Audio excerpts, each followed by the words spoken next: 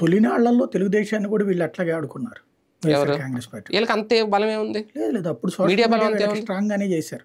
అంటే స్వచ్ఛందంగానే ఉంటారు. సోషల్ మీడియాలో వీళ్ళు డబ్బులు ఇచ్చేది ఎంత అండి? 10% ఉంటారు. 10% కూడా ఉంటారు, నాకు తెలిసి 1% ఉంటారు. అభిమానం మీద ఉండేటటువంటి ఫీలింగ్స్ ఉంటాయి చూడండి.